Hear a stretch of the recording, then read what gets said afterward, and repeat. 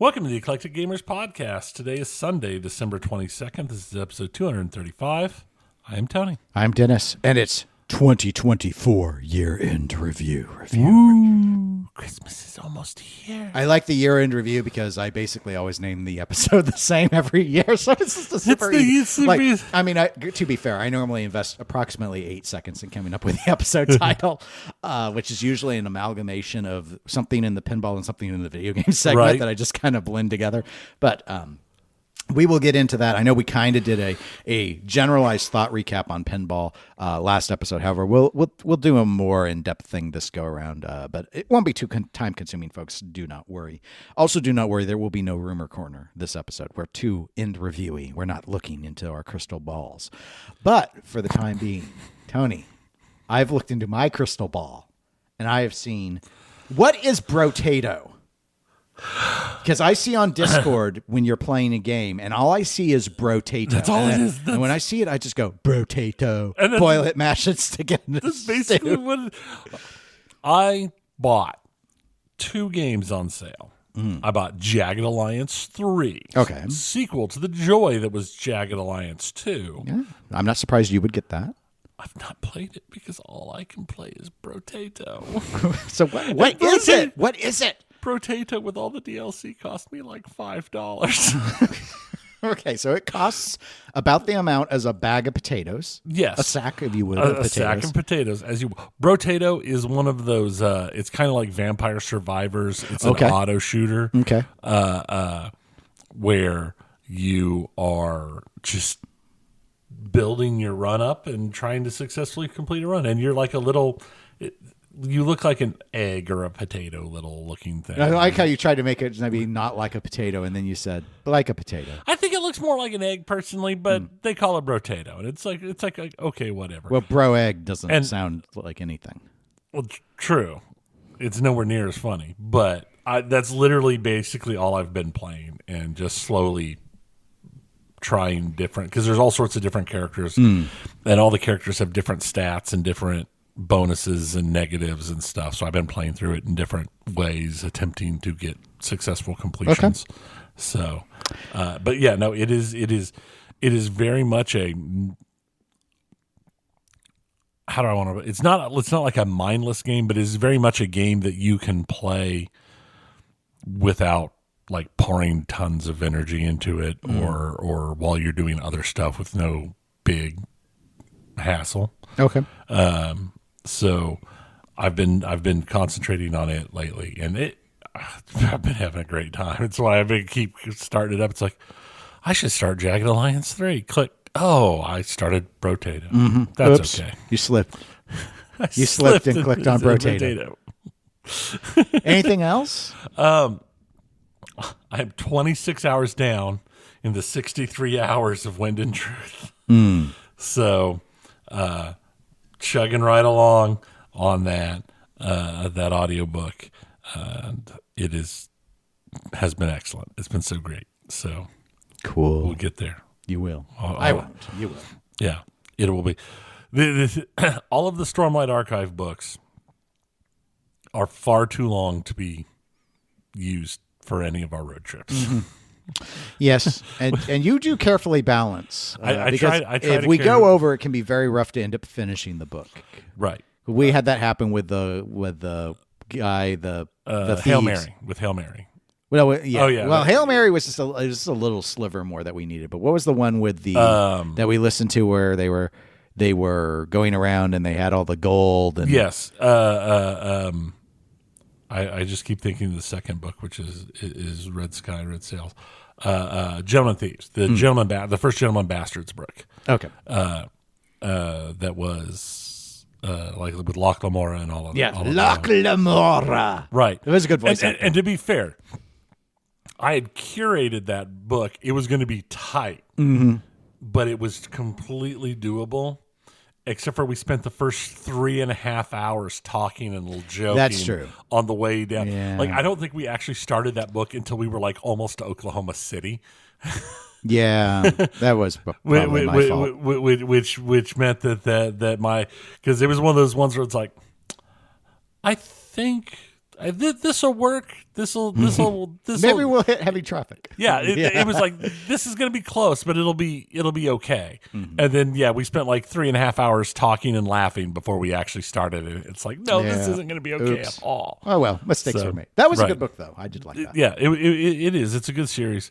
And then Hail Mary. That we had the same issue with Hail Mary, that one too. But with Hail Mary, that we had less than 30 minutes left when we got home. Yes, so we finished it like going to a tournament, I think, pinball tournament. Yeah. So that was good too. But I like Weir's writing. Yeah, no, he's great. That one is in filming. Yeah, right, I was gonna say now they're making a movie with Matt Damon. As funny as that would be, it's not Matt Damon. I think it is Ben Affleck. No, it's the other pretty boy, the guy who played Ken in Barbie. Ryan Gosling. I think it's Ryan Gosling. Okay, I haven't seen that movie. Okay, I kind of saw that movie. Like, I didn't see it and I couldn't hear anything, but 2 of the 3 people sitting ahead of me on the airplane on the way back from it were watching the movie, but they like had like a big tablet set up, like hanging, and they were watching it, and they had earbuds that were split, where each of them had one earbud in the ear, old school style. So I could kind of see it just because I could see it between. Every time I looked up, that's all I could see is that, because that was just all that I could see between the seat. But I was watching Godzilla. Which one? -1? No. I watched the New Empire because I hadn't seen it before. Okay. So the newest one with him and Kong being best buds, and the Bionic Commando Kong and all that stuff. Yes. He's the Winter Soldier now. Right. Actually, it was decent though. I enjoyed it. It was decent. For once, they embraced the whole. We don't need a lot of humans in a Godzilla movie. And it worked out really well. It worked out much better than the first Godzilla remake. With the first Godzilla. That one was rough because you didn't see Godzilla for a really long time. Yeah, and then he was like completely in shadow for a lot of when you did see him. Yeah, it is Shadows and Dust. Yeah, Ryan Gosling. Is in that, is the one. That's who I thought. But yeah, the other one was the new Superman trailer. Yamcha, no. That came out, and I'm just sitting here, and I'm like, I'll be honest, that felt like I just watched a trailer for like 3 totally different movies. Last night, for the first time, saw Justice League, not the Snyder Cut. Just the regular one. I've only seen the Snyder Cut. Okay. Saw the regular one. I mean, compared to Batman v Superman, this was like Oscar worthy. It was fine. It wasn't terrible. There were a lot of, you could tell some of the edits didn't feel like there was stuff where maybe it was supposed to go somewhere and then it didn't. Right. But again, knowing there was a Snyder Cut, I kind of was looking at it through that lens. But I've not seen the Snyder Cut, so. Yeah, I saw the Snyder Cuts. That's the only version of that I've seen. Okay. Well, I have finally finished Callisto Protocol, so I really should start Alan Wake 2, but I just haven't yet. You went through Callisto Protocol pretty fast. Yeah, I did. Didn't you just start it last episode? No, well, maybe. I mean, it's not that long of a game. Very Dead Space-like. It might have been 2 episodes ago. I don't remember. But I did finish it, not just like yesterday. I finished it not too long after the last episode. So anyway, but it was fine. And I've been playing more Marvel Rivals. I'm still not very good at it, but I'm now kind of at the point where I know which characters I don't like, and some of them I'm still like, I need to work like a little more on Thor and see if I can get him down. Because here's an idea for you. I just can't figure out. Why don't you try Brotato? You know what? I don't want to boil it, mash it, and stick it in the stew. I'm worried that I don't want to fall down the Brotato rabbit hole. I still have Final Fantasy Pixel Remaster for 5 and 6 that I could play. And you've beaten 5 and 6 before. I have. That's why I wasn't too concerned about. Well, I'll probably do Alan Wake before jumping into those. Plus, I think I kind of needed a break from the, oh, great, I need to add 10 levels to fight the final boss. scenario I kept running into with 1, 2, 3, and 4. It happened with all of them. I was like, nope, you got to grind more. Sorry, too quick. You're too efficient. So that's what that's been.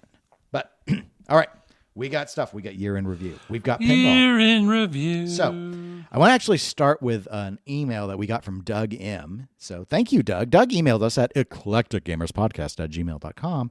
And this was what Doug wrote. Hi, Dennis. I think he meant to say hi to you also, but he said hi. Nah. Hi, Dennis. We know who. Oh, actually, maybe not, because for. this one was sort of oriented towards. We know why people are here. Do we? We do. They just don't have any other podcasts to listen to. They're desperate. They're down to their. Did you see what Raymond Davidson Dennis. of Stern Pinball had mentioned on Discord? Like, he went back and like listened to one of our episodes from 5 years ago. I actually responded to it. Yeah. I don't remember that far back, so I hope it was a good episode. Yeah, it was like the big one for 2019. That was before we had our Patreon and we had this fancy equipment, because our audio is a lot better now. It is way better now. Actually, I think I like to credit a lot of the equipment, but I think moving the recording from my kitchen to down in the living room has cut down on the echo so significantly. Oh, yeah, because my sound would bounce off of the glass door. Right, because I was sitting in front of that patio door and it would just bounce back. So now it's much better. But anyway, Doug, let me continue. Hi, Dennis. Love the shows. Longtime listener of EGP, The Pinball Show, and viewer of Watches with Dennis. Which leads me to this simple question. Have you ever thought about doing an episode about the overlap of pinball and watch collecting? If so, count me in as a contributor. Would love to be part of it. Would love to hear from like-minded collectors that dabble in both. Doug. Well, thank you, Doug. Oh, and Doug notes, watch collector since 1986, pinball collector since 1995. So Doug has a lot of experience in both hobbies, more than I do in either of them. Yeah. No, I had not really considered it, because while there is overlap, in fact, there is a thread that I like to follow on Pinside, which is about watch collecting. Just like I think there's one with cars and other things. It's mechanical things are of interest to a lot. Once you're into mechanical stuff, you're probably into other mechanical stuff, and I think that's sort of a summary. I think it makes sense. Applies for a lot with watches. However, not everyone is, and so that's where I worry a little bit about blending stuff together. Let's take this podcast for example. We know one of the issues is, because it's a blend of gaming, there are those that only care about, let's say, video games, that would never want to listen to a podcast that spends its whole first half talking about pinball.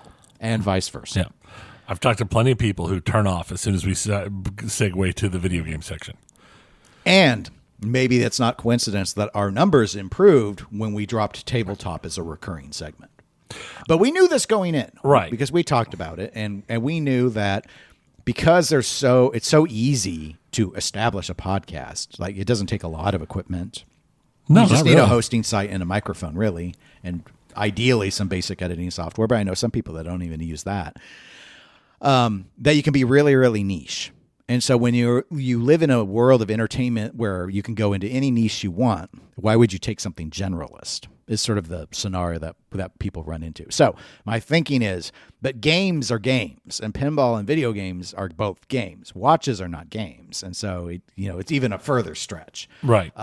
If I were to do it, I'd probably do it on the Watches with Dennis YouTube, because the video could just like fail with a regular viewer, but other people could still find it and it wouldn't be a thing. So I hadn't really considered it. Now, I bring up pinball a lot on my watch channel. You do? Because there's a lot of pinball people who watch the watch channel. There are a number of them that do, but it's because I've been in the collecting hobby longer in pinball.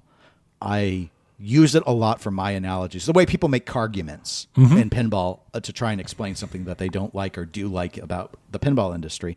I do the same thing using pinball as my example for watches to try and convey to watch people how I've seen this all before. This isn't surprising, or this isn't going to work, or this will be successful, and I use that as my thing. But no, I hadn't really considered doing like a joint episode. I'll have to think about how to structure such a thing, but I'd probably do it on the YouTube channel if I were to do it. But I didn't know where else to put this, so I stuck it at the start of the No, I mean, it makes complete sense, but it is definitely a crossover that is completely understandable. It as opposed to being like people who like collect animals and pinball machines are like different. Yes. That's a lot. Or plant people. Yes, plant people. Oh, that's claw people. Yeah, still, I mean. Well, I tried. I did the best I could. Before we go into kind of our review of the year in pinball, I do want to go ahead and note, and there will be a link to the show notes in this for those that would like to listen to it. LoserKid's Pinball Podcast, they did an interview with David Fix of American Pinball. Now, I don't normally go out and listen to interviews with, I already subscribe to LoserKid, but I don't normally go and listen to interviews with David Fix because I've heard a number of them and I don't generally care for how they go. Mm-hmm. Or maybe I should say I don't find the responses very helpful, would maybe be a more fair summary.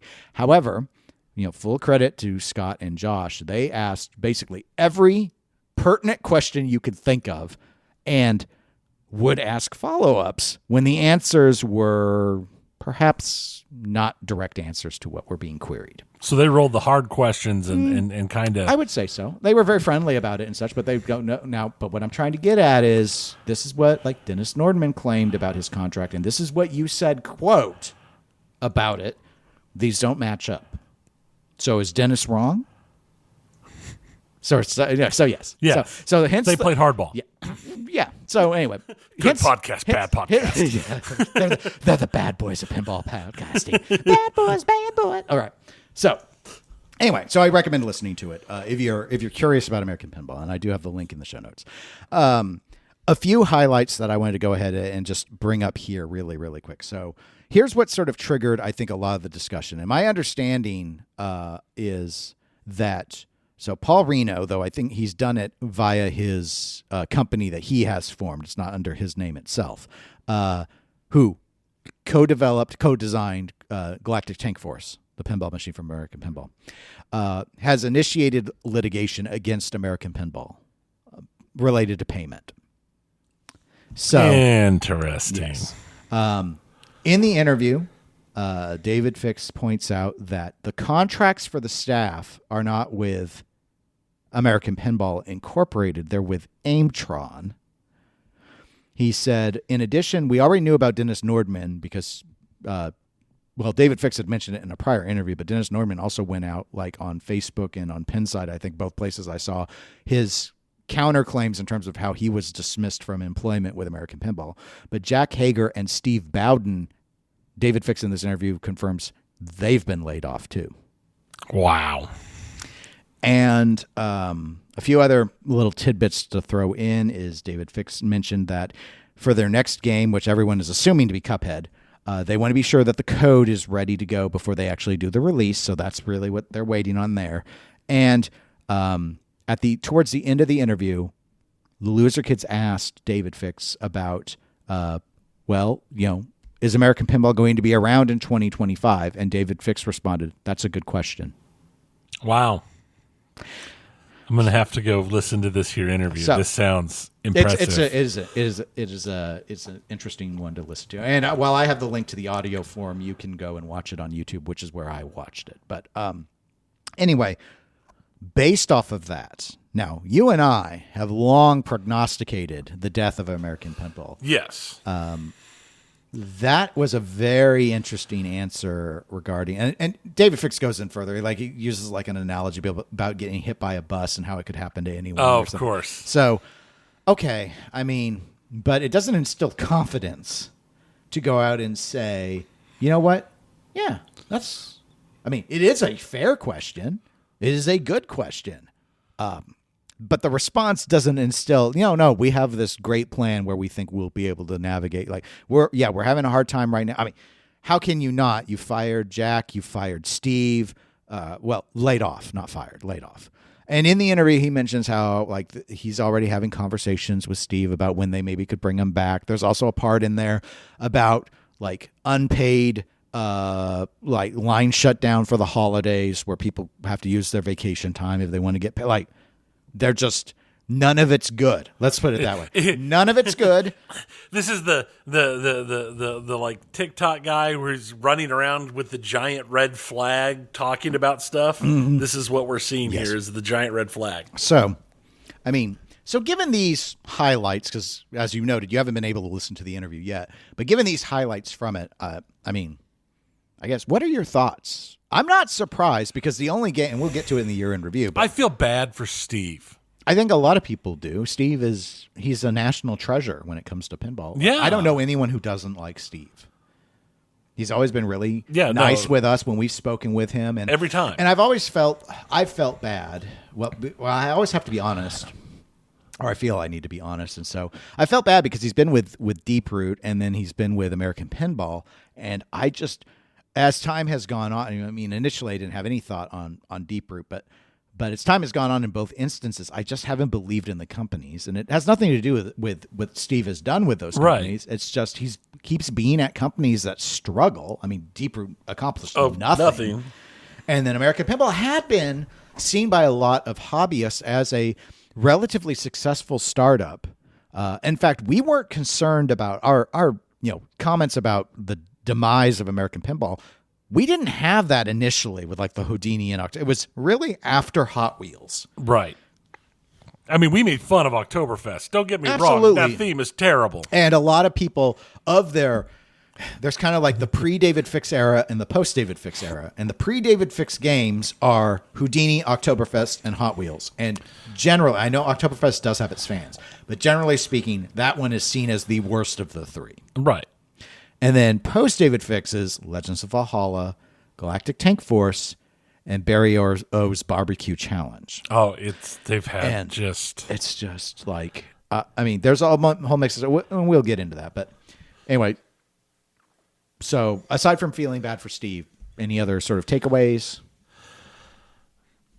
I think it's always a bad sign when there's litigation out against you from employees and former employees. I think it's a bad sign. The fact that everybody's contracts are with Aimtron as opposed to American just proves that Aimtron is just propping up American. And at this point, it's entirely possible that we're just looking at tax write-off the company. Well, there were other things. And again, I kept my summary on this exceedingly short because I didn't want to spend a ton of time on it. But there was a lot of buck passing in the interview. A lot of buck passing. And maybe that's true. I can't say that it was true or not true because I don't know. But I did see, I've not gone and looked it up in the court system myself, but I did see a presumably unaltered screenshot. The litigation is against American Pinball, not Aimtron. Now, that might end up being the incorrect party. Right. And that might need to be changed. But yeah, the employment contracts being with Aimtron. There are other things in the interview. There are all sorts of juicy things to hear about. But there was another part of the interview where, so David Fix is indicating like all the HR stuff is handled with Aimtron, so it's not his fault.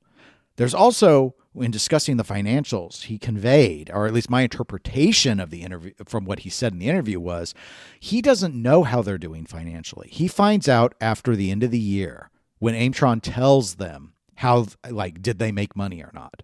Like, tells them, here's where your expenses were, here's how much you accomplished in sales. So how does that even work? And I don't understand how. I can understand how maybe he isn't inherently in the financial loop, like seeing a monthly financial every month, but I don't understand why he doesn't or can't ask and get that information. I mean, I am in charge of a small group, and I always know exactly where our budget and funding is. I have access to that all the time, and I'm not running a company. Mm-hmm. I'm just running my tiny little bit of my group, but I know where the budgets are. I don't, for example.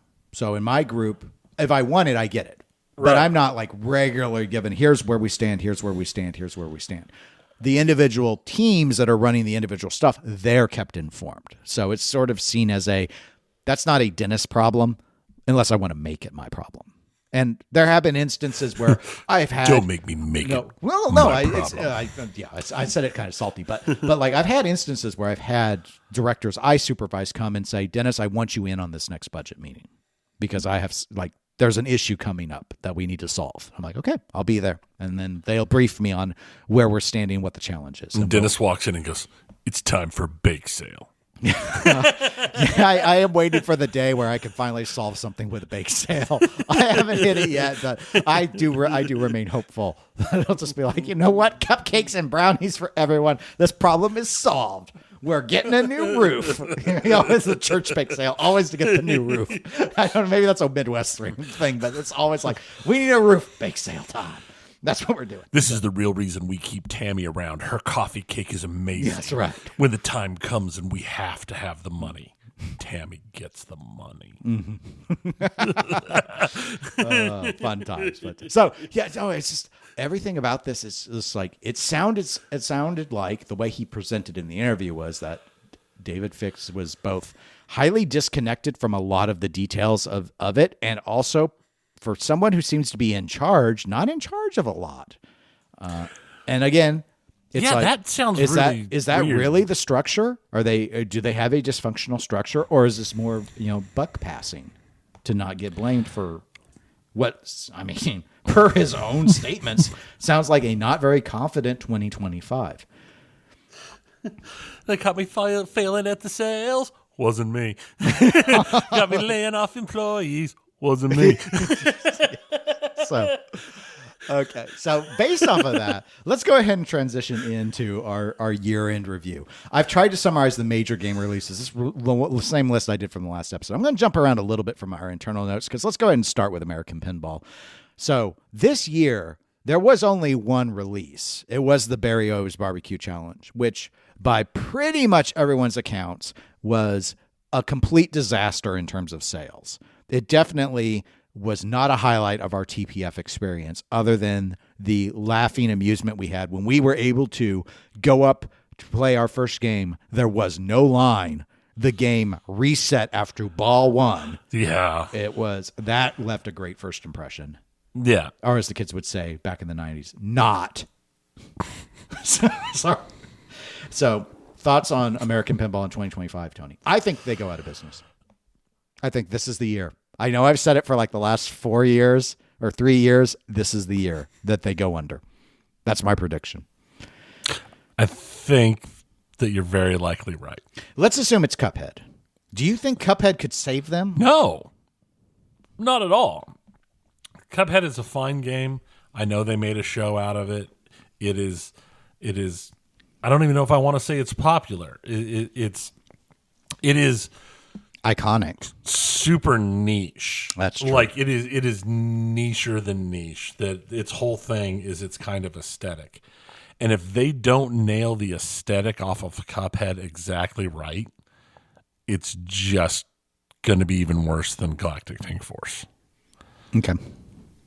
All right. Well, I think it's pretty clear American Pinball had a really rough 2024. It felt to me, I think it feels like to a lot of hobbyists, that 23 Galactic Tank Force, that was like the Fix era. We're really trying, and when it didn't work, and I don't want to do a whole 2023 review about GTF, but from the whole reveal campaign, which was drip feed and really it left a sour taste in a lot of people's mouths, not to mention they were really in trouble anyway, just because that was that was all before TPF, and it was a really saturated like month and a half or 2 month period where everything was dropping from like Looney Tunes and Texas Chainsaw all the way through to Pulp Fiction. Yeah, Pulp Fiction, and just a lot of stuff stole the show well before that game did.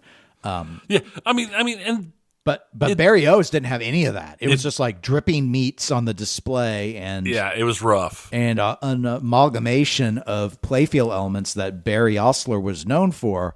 But it was devoid of joy is maybe the best way. Even if you could argue, and you could argue this, that it's not a bad shooter per se. The ones we play sure didn't play great, but it's just there was no love in that form, to borrow a line from Kroll. Yes, I've brought up Kroll. Another game that got a pinball machine as a prototype that probably never should have, but I still love that movie. So I just don't think I think Cuphead's too little too late is my position. And I agree with you. It's so niche that it's just I don't know. I don't think it isn't going to rescue them. Mm-hmm. The best it might do is convince them not to pull the plug for another year. If I were to, Grandma might come out of it. If hindsight is 2020, I would say their best bet would have been last year, Galactic Tank Force, themed as Forbidden Planet, and not dubstepped and not goofy, and straight up that game. there's enough there to it. Being licensed, it might have moved. I know plenty of people who actually like how Galactic Tank Force shoots. I didn't love it, but I know other people that really do like it a lot. But it just was, they priced it too high. There was too much focus on the version that looked like a tank when it folded. It was just like stupid stuff like that. That's not what people want. No, not at all. You're losing the plot. And I felt the same way with Barbecue. Like, it seemed like everyone was so busy wanting to celebrate the legacy of Barry Osler. No one sat there and said, are we actually making a good game here? And, sometimes you get so, I think as people, we get so, it's myopic. We get really insular and we start thinking like you and I might start telling a whole lot of inside jokes or something. And it's funny to us, but if we were to do it all on the show, people are just going to be lost and annoyed because they're lost. Right. And so it's just too bad. They could have done Galactic Tank Forces Lost in Space. There you go. Hey, everyone else is redoing other games that prior pinball companies did. Why not? And honestly, GTF is probably better than what I think you can argue the layout is already better than what Lost in Space had from Sega. Well, and the thing is if they tagged it with the original TV series, it would have still been that old campy kind of thing. Yeah, but it was just it was bold. I'll fully give them credit. It was bold. So they took a risk with it. It was a very dangerous risk for a company that has not had a real big hit. Right. And I just think they just weren't in the position. You can take risks. They don't always work. And sometimes when they don't, there's a price to pay. There is. Well, let's jump to the most recent. Let's jump to Spooky. So year-end review. Obviously, mostly this year had consisted of Looney Tunes and Texas Chainsaw production. However, they did very recently, and we did discuss it here, cover Evil Dead. Right. So they made some shifts. They've scaled down the number of units. They got rid of having the different, 3 different iterations. They've gone to the one model approach. Feedback, again, on Evil Dead has mostly been visual reaction because people haven't been playing the game, but very, very positive. Bruce Campbell call-outs, Franchi art package, really cool additional topper, which is cheaper than some of the Stern toppers, even though it's pretty elaborate. What do you think on Spooky's year? It's hard because most of it was, to us, fairly uninteresting because it was really just doing a lot of what was already shown really early in 23. Right. And I think their year's been fine overall. I do find this, I'd almost want to call it like a return to form, a return to the old Spooky. The cutting down to just one thing, a limited number, kicking out what they do kick out from the early days. I don't have a problem with it. I think it's probably a good choice in the current market we have. Yeah, I think Spooky, they've been, I would argue, they're probably the most nimble, and I think they're in a very good position moving forward. I think they've very smartly realized that the pinball market is not the hotness that it used to be. Right. So scaling down production. They've always relied on that scarcity, their chosen false scarcity to move units. They were getting way too high with when they went up to what they did with Scooby-Doo, for example, and they've been paring back. And this additional pareback, I think, is just an acceptance of where they think the market is or will be in 25.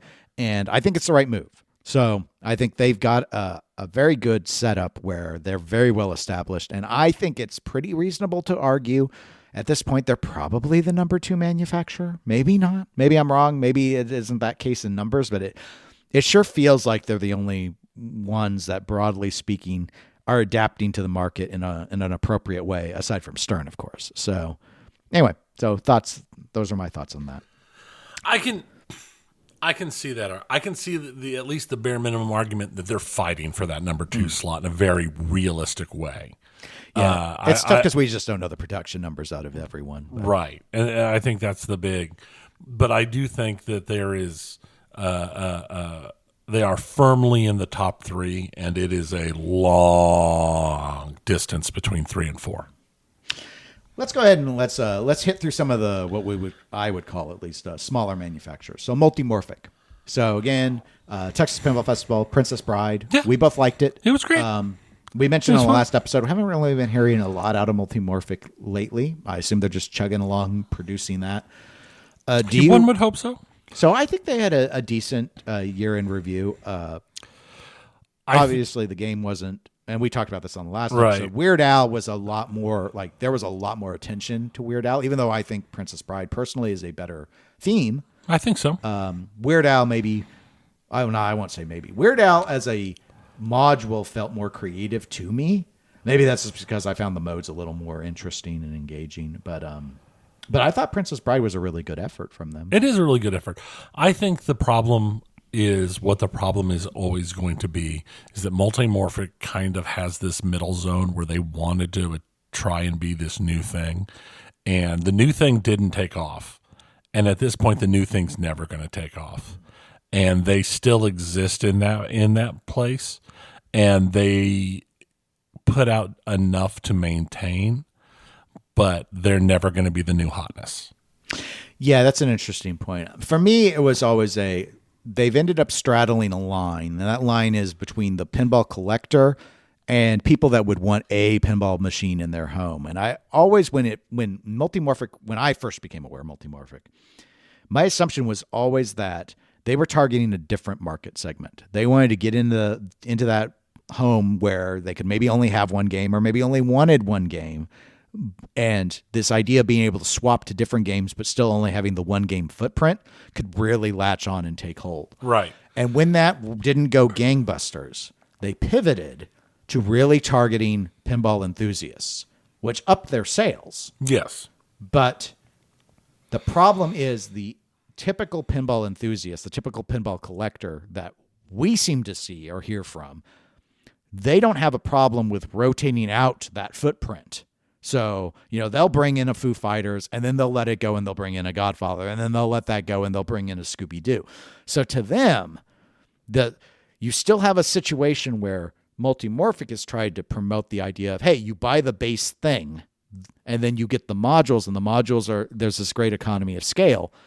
But people that bought the base thing for Weird Al have already sold the whole base thing. Mm-hmm. So they can't just buy them, like they don't see the module savings because they're not actually dedicating P3 to live in the collection permanently. It's not bolted to the floor. Right. And that's the thing is I limited, to be fair, it's a limited number of people.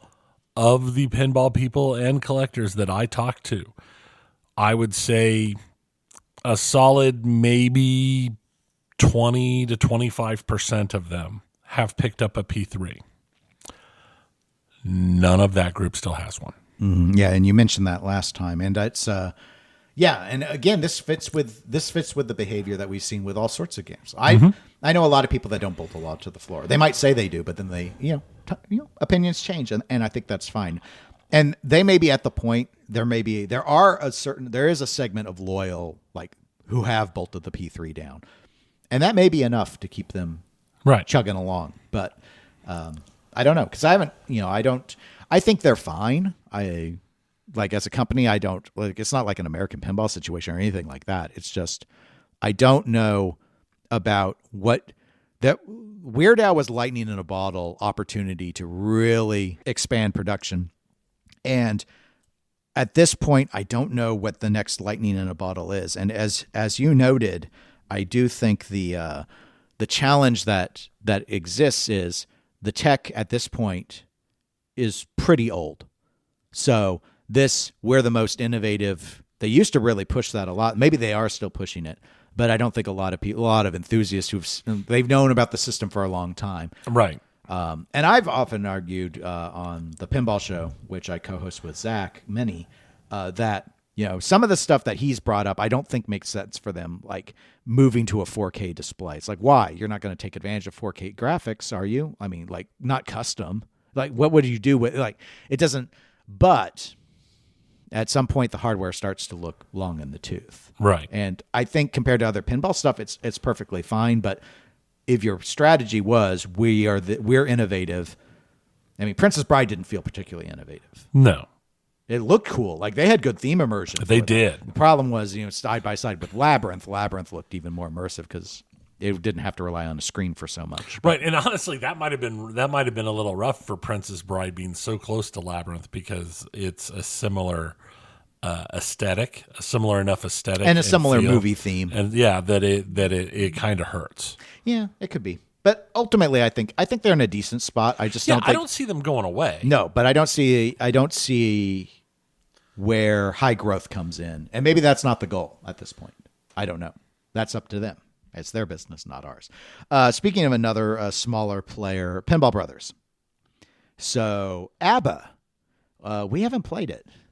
They had a little helicopter on the play. I don't. Again, Pinball Brothers is, to me, it's kind of like Multimorphic. I think they're probably fine. I don't see a real growth strategy for Pinball Brothers, though. It's different in the sense like they launched with doing Highways Alien, and that's still like the one game everyone likes from them, and then everything else they do is kind of Yeah. Some people will try it for a while. I mean, Queen, we played Queen. It was okay. Right. ABBA, I've heard some people say ABBA plays better than Queen, but I have not heard anyone say like ABBA's game of the year. So, and maybe that's fine. I'm kind of at the point, especially in the current market, I don't really understand. I think they could probably continue, but I don't understand why they want to. Does that make sense? I mean, if they're making money, if they are actually making money, I can see them continuing for that reason. But they've had some weird decisions, like when they put out the Ripley edition of Alien and they made it cheaper than the prior Alien version, and it's like, but it was like the better version. It was weird stuff. Yeah, that is weird. That says that they weren't making as much as they were hoping. To me, it does. Well, and that's the other thing is, in all honesty, Queen should have been probably the best music pen ever made because it was Queen. Yes. You had what is probably one of the strongest music pen possibilities if you pair it up with the right play and everything. And it just wasn't that. No. Queen should have broken the world when it came to music pens, and it did not. No. That's a good point. Yeah, no, it's almost shocking how lacking in enthusiasm that Queen game got, when I would have thought so many people would have been like, I got to own it anyway because it's Queen, but I just don't hear it. I'm sure there are some that were like that. But Pageria Gaming, another small one. They did the Funhouse remake. I think that was in partnership with the Pinball Company. I mean, it's Funhouse. It's a remake. They had two versions. The one version with the modernized art I didn't like because I thought it was just too different, avant-garde stuff. But some people love it. I've heard decent things about it, but it's Funhouse. It's Funhouse. It's hard to get excited about. But I think what that allows for Pedretti in terms of doing like contract gigs and stuff, especially if those are holding up, that could be good news for them to have that route. Yeah, they can. I mean, they have things, they have choices they can make. They very much, for me, fall into the, they make pinball machines. They do. They like to make pinball machines. You know who else likes to make pinball machines, Tony? DPX. Oh, my God. Yes, I know. Against your in review because we just talked about it. But Alice's Adventures in Wonderland. And there's already, I've seen some discussion about them possibly having, other stuff. The plan, of course, will be there will be more games with the DPX label. I'm trying to remember what one of the rumors was. We're not rumor cornering, though. Predators. No, it was something. It was something else that a lot of people were like, oh, Blade Runner. There's a rumor that they're doing Blade Runner. And I'm like, it's such a good theme. It's such a good theme. And Alice's Adventures in Wonderland, I don't love that as a theme, but everyone knows the theme. But the way they did it, the way they embraced the J-pop design and just said, well, he didn't work on it with us. I'm like, yeah, but you took his white wood and you just made or his foam core, I should say, and you just changed it just enough to make it shootable. And right. But supposedly like they sold them all. So that doesn't surprise me. I know it shouldn't just surprise me, but it disappoints me. No, it should disappoint you. I find it deeply disappointing, but it doesn't surprise me. It's one of those things that it seems like they made good. I mean, Dutch made good on the whole Big Lebowski issue, which neither of us expected to happen. Right. And then they kind of rolled in this TPX. Yeah, it's sort of different. My understanding is they did that on purpose in case, like, I assume in case the DPX thing crashes and burns, it doesn't tarnish Dutch pinball. which is supposed to be working on Back to the Future. Right. But which is it's a fine choice. It's like we've already got. We're sitting over here with the barkeeper's friend. We're trying to get the tarnish off. It's looking a little better. And I've got this idea, but it's real rough. So we're going to start a whole nother company to run this real bad thing and try and get a little extra money while I'm sitting over here polishing the silver. Yes. But it's I don't know. I think we've been very clear on our thoughts on this entire thing all year, and my thoughts have not changed. I mean, it seems like maybe it's like a passion project thing. So I imagine they can continue on because I don't even know if they have to really be all that successful. Yeah. I mean, we'll see. I mean, clearly gameplay isn't what's driving that. So, JJP. So they had Avatar was their release for this year because Elton John came out late last year. A lot of love for Elton John. A lot of people we actually did get to play it earlier this year. It was fun. I really enjoyed it quite a bit. Elton John. So Avatar, the reaction has been more mixed. A lot of respect for the art, a lot of respect for the light show, some appreciation for the layout. I've also heard a number of people say they feel it's pretty barren and open and there's not really a lot to do in the game. And some of that comes down to layout and some of that comes down to rules. I haven't heard that it's done great for JJP. And that's been something that they've really been struggling with, it seems, since launching the $12,000 and $15,000 price points that they did for when was it Godfather that they first revealed those pricing? Godfather is the one I remember because I remember last year playing Godfather and I was just like, this is not worth that money. I don't care that there are 26 different shot returns. This is like I see it and there's some stuff about it I like, but they'd gone through that weird theme choice. A lot of people did not like Elton John as a theme choice. I don't think it was a great theme choice. Godfather was a terrible theme choice that I think they did the best they could with it. Yeah. Obviously, people are already super sensitive when they did Toy Story 4 and not Toy Story. And then Avatar. The movies make a lot of money, but how many people really care about the world? I don't think anybody really cares about the world. So it's just and here's another thing that I don't think we've discussed here, but I have discussed on the pinball show. So JJP has been doing a lot of couponing lately. Really? They did a coupon thing for Guns N' Roses. Like they're couponing them, and my understanding is the way it works is that couponing price the distributors honor. But it's not like they get a refund from the manufacturer. JJP has just lowered the pricing and just said, deal with it. Whatever that impacts in terms of what they bought the game from them for, irrelevant. You will honor the couponing. So that shows me this is an instance where, and again, I've had conversations with Zach about this. I know he feels very strongly about the importance of companies maintaining value retention. And this is where a watchment can come in because this happens in watches too. Watches raise their prices with the same supply chain and inflation aspects that have come up with all sorts of other industries. But some of those brands now, people are like, now that things are cooled off and you're going and you're like, I love a JLC Reverso, but I don't see why one of these things with the same old movement they've had for the last 15 years is now a $9,000 watch. And they're not buying them. They'll buy them used instead. Same thing's happening in pinball.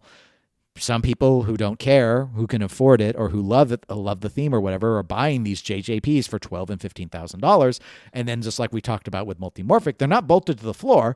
They get sold at significant losses. So you're not just competing against new, you're competing against the used market. I remain convinced that JJP raised their prices way too much. Mm-hmm. They got greedy and they worry about looking bad and devaluing their product, so they refuse to formally drop the MSRP. But I do think that is the solution in their current. The only other option is to just hold up this pricing, and eventually inflation will catch it up.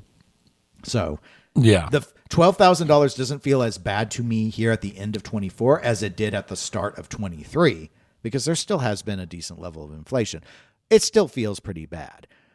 And part of that is, again, they can't help it in a way, but with JJP, because it's such a newer company, even though it's been around for over a decade, everyone compares everything to Wizard of Oz, and nothing feels as packed as Wizard of Oz. I'd say the closest came to the non-standard edition of Guns N' Roses.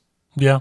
But people look and they're just like, it doesn't feel like you get This is the Cadillac of pinball, but it doesn't feel like it's a Cadillac. It feels like it's a Ford. It feels it's like BMW. You have everything, but you have to pay extra to get it turned on. Well, some of that's like Stern accessories. We can get into that in a moment. But yeah, no, I think they shot too high on their pricing, and they just don't have enough. They don't have enough there to justify it. So because that's like Elton John again. I'm just like, I really like that game. And I like Elton John's music. It's not like I don't have any currently in my playlist or anything, but like, I know his songs and I like it. And he has the Richie flow and all of that. Like the game is cool, but it's like, being value conscious, and not every pinball collector is, but a lot are, a lot more than I think some people recognize. And it's like, okay, well, is it different enough from Star Trek? I already own a Star Trek, and you can buy a used Star Trek way less than you can buy a used Elton John. Very true. Don't like Star Trek? What about Game of Thrones? Maybe get yourself a Game of Thrones. Get yourself a Game of Thrones Pro if you hate upper playfields. You see, get yourself a Game of Thrones. Yeah, you see where the issue. You want something Cadillac-y? Get yourself a Star Trek Next Gen from Williams. You got firing cannon shot style things and all that. That's the issue. So, because it feels, I've heard a number of people mention that Elton John feels like a Steve Ritchie greatest hits collection, which a lot of people love, but they don't feel it's $12,000. Right. And that I think they just, I understand, and I won't even say I disagree with them getting rid of the standard edition. We had the standard edition model on location of Guns N' Roses, and it was like, this doesn't, no. The song integration was great, but it's like, it didn't look like a concert. The game was supposed to look like a concert, and the standard did not look like a concert. It didn't have any of that feel to it. But 12 and 15, oh my God, guys. Right. But the thing is I fully don't see them bringing it down. No, it's going to continue to hurt them going forward. And frankly, I have not, like you've been saying, even with as good as stuff is, they've not been great. Their choices haven't been great. The games haven't been nearly worth what they want for them. I agree with you completely that it is one of those things where they are in a rough place where I don't think they're going away or anything like that, but I think they really need to sit down and possibly reinvent themselves. My thought, I think I even mentioned this at the last year in review. I think with their pricing, they're just trying to buy time for Harry Potter. And the thought is, at Harry Potter, they'll move all the units. In fact, I still think they'll raise prices with Harry Potter. I think they're going to be that confident that the theme will be we don't care if the game sucks. We're going to buy. I don't know if the market's actually like that. There are people that are. There always are. So there are people that I know will buy Harry Potter no matter how awful it might. If it was true, like I don't think JGP is going to make it a total like unplayable turd. Like I can't think of the last Hobbit, I suppose, that just felt like it was not a good design as a layout. But and even then it was shootable. It was a super slog. I don't want to whine about it, but I don't know what else, because so many of the themes I've heard reported and rumored and what the new owners want are terrible themes. Terrible. What if it's not Harry Potter and it's Fantastic Beasts?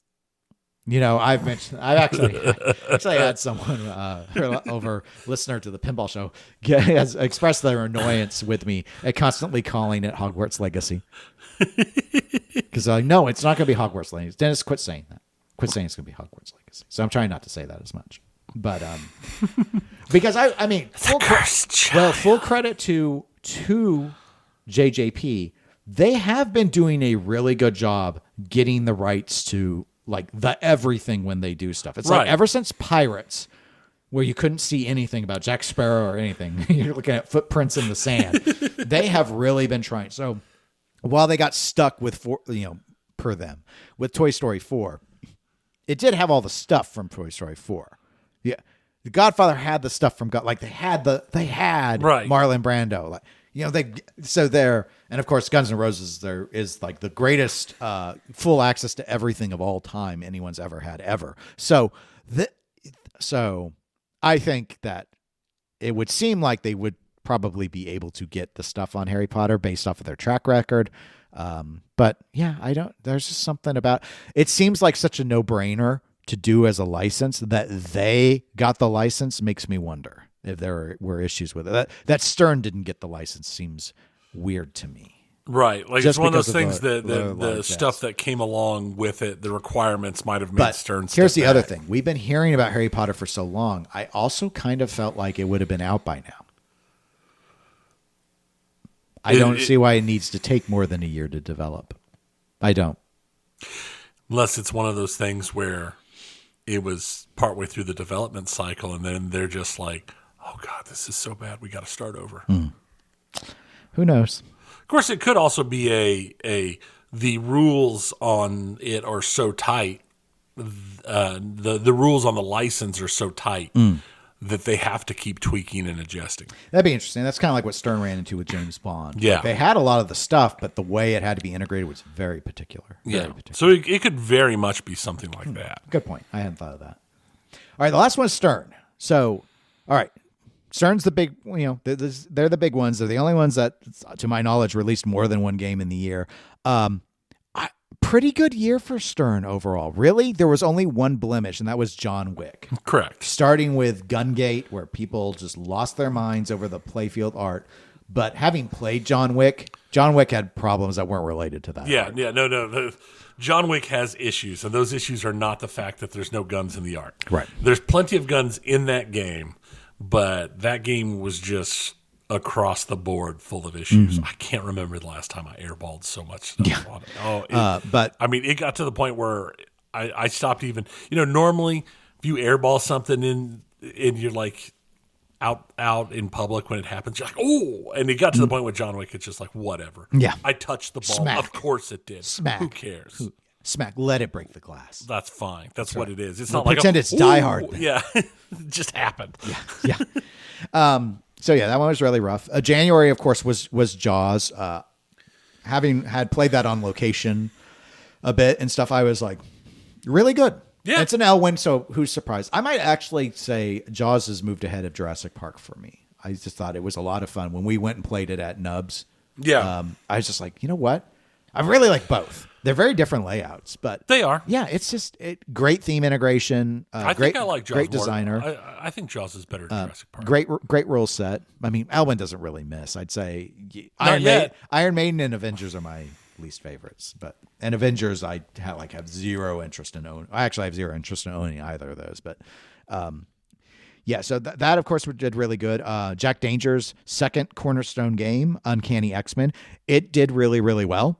When it came out, a lot of people really liked that it was a different design, very different, like in a Gottlieb sort of sense. In fact, there were a lot of comparisons to, I think it was Gold Wings for the layout. Yes. So I have heard that game had sold very, very well. However, so sales-wise, not a blemish. Issue-wise, yes, though. A lot of complaints about the plunge. Like it doesn't they're releasing modification kits. It's like, so I hadn't heard of a thing like this since Stranger Things. So that getting through QC and not getting caught, the number of issues that people are having with the plunge working right, shockingly bad for a company of their size. Right. Another big complaint, more understandable because my understanding is there was John Borg, I think was supposed to have a design come out and it had to, something happened with the license. And so this got moved up, but the rules aren't very well baked and it's pissing people off. Very shallow. Yeah. And they've done a number of updates. And if it was this bad, but if it was like you said, if it was a move up, that makes sense because the code's always. It is, but they chose to sell a game where people go to the future and then it's go back and then it's it's not clear what to do. There's nothing to do. It's just the same thing to do. It's not the depth that people were expecting, especially as far out as it is now. Right. And then, of course, Metallica Remastered, which was not a cornerstone. However, that did very, very well. In fact, how would it not? I heard from one distributor that, in part, Stern here kind of pulled a spooky. And finally, they did it a little bit with X-Men, but they finally realized the 1,000 LE count is not working in this current environment. That's not very limited. They're not selling out. Right. You can still get yourself a John Wick LE, by the way, if you would like one. No, I'm good. But Metallica's LE at 500, that went really, really quick. And I heard from one distro that they've sold more Metallicas than Uncanny X-Men's. That doesn't surprise me. Metallica is a proven game. Yes, exactly. But it's very, very interesting. I've also heard a number of people are starting to get rid of the X-Men games, which I remember another distributor had corresponded with me. Maya corresponded with you as well and said, let's see how long it lasts in a collection. There's a reason why unconventional layouts are not commonly done. Right. And that's a fair point. I do remember that conversation. So, but again, Stern just needs the initial sale. So if it does good for Stern, it's probably honestly a good idea, I would say, to have Jack Danger do something weird every year or every other year and make money, because that's what they're around for. That's what they do. What happens to it after they've sold it to you, they don't care. Mm-hmm. Exactly. So that's it for the year-end review on the pinball stuff. I do. I feel like compared to some of the years in the past, we've kind of gotten back to like a couple of the rough years where when you're looking at the year in review and you're like, who are the top 3 games? And you're like, how is it Stern is pretty much the entirety of the top? It's basically Jaws, X-Men, and Metallica Remastered. Yeah. I think it has to be. It's been several years since we've seen where Stern's dominated the top like that. Yeah. I mean, last year there were so many games. Everyone was still acting like it was going to be pandemic sales year. Right. But it is, I mean... And there's stuff we didn't discuss, like Ninja Eclipse with Turner and things. Right, but none of those guys are playing for the top seat. Yeah. That's not happening. Yeah. But Space Hunt. I think I definitely think it's kind of a... Overall, it was definitely the roughest year we've had in a while. Mm. Now, sales-wise, it might not... I don't think it was as depressed as some people seem to think it is. But right. No, I just mean for like... Quality of games and for a lot of really good games from it's like we've had a couple of years where it's like, man, it's like a battle for the top 3 games this year because there were a lot of good games out this year. This year was not that year. I mean, had Evil Dead been able to get out into people's homes this year, that might have been able to vie for taking one of those 3 spots. Maybe. Yeah. I don't know. It's hard to say. Well, I have one last thing in the pinball segment. Ray Dude, this is not Ray Day. Ray Dude on our totally Discord. Different. Yes, he is. Totally different person. Ray Dude on our Discord. I'm not going to read the entire message, but I want to summarize it. People can join the Discord. It's free if they want to see it. But noted in a message post there to us that a feeling, this kind of touches on what you mentioned about the roughness. Feeling that there's like a lull. He described it as a lull in the joy of pinball lately. And that lull was something that he felt he was feeling and he felt he was hearing in our voices. And the way he described it was not so much that we were being like, wah, wah, wah, like that. It was more like the way he conveyed it was we sound more excited and like we're having more fun when we're talking about the video game segment. Which, interesting. Interesting. So, I can see, again, like I just said, this year felt like not a great year as a pinball fan for the stuff that really came out. We haven't been able to experience all of the new stuff, so it's hard for us to get excited about a game when we haven't got hands-on on it. Right. There's just some of that is on us. I've not been doing tournament play like I used to, and I've not necessarily gone out and hunted down some of these games like I have in the past. So anyway, based off of this though, and he'd mentioned for he himself, he was having a similar existential crisis. I don't know. He didn't say that, but I'm gonna say I'm upgrading it, Ray Dude. I'm upgrading it. Upgrade. But he said he's been finding lately for pinball play. He's been finding solace not in the new stuff, but the old stuff, like going back and playing Twilight Zone. So here's what I want to do, Tony. I mentioned in the Discord. You know what? That's a fair point. Maybe what we need to do is we need to play a game. Tony and I need to play a game. Not like literally go downstairs in my game room and play a game of pinball, but we used to play games on the podcast from time to time. In fact, we used to play a lot of games on the podcast. So let's play a game, Tony. And this one, you're not going to be familiar with it. I've stolen it straight up. Oh, yeah. From Slam Tilt Podcast. Did you? Yes. You're full on. Sorry, Ron and Bruce, but I'm giving you full credit for my thievery. I think a listener of theirs gave them this idea. You came out of the alley with the dagger and right in the kidney. One of their favorite lines is that they like to say on their show is related to Patrick Stewart's performance as Jean-Luc Picard and his "Make it so, number one, make it so. So they say that a lot. So the game that they play is called Make It Pro. So the people they get sent in games and they have to proify them. What would it be like for Stern to sell it at $7,000 as a Stern Pro? So we're going to take the solace game of Ray Dude, Twilight Zone. Tony, I want you to make it pro. What would you change in it? Because there's no way Twilight Zone would be a Stern Pro as it stands. And in our internal notes, I have the notable features clipped from the Internet Pinball Database, and I have a picture of the playfield. How do you take that layout and those features, and what are you stripping away to turn it into a pro level game instead of the premium LE that it is? Like 80% of the game? Make it pro.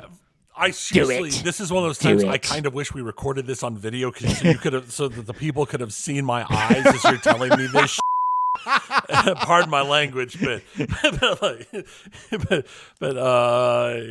Twilight Zone, make it pro. Okay, so let's delete half of the game. Well, yeah, I'm curious. Or if you want, I can start. No. This is fine. This is fine. This is fine. We didn't discuss this ahead of time. This is a surprise for this. This is fine. Make it pro. Wow.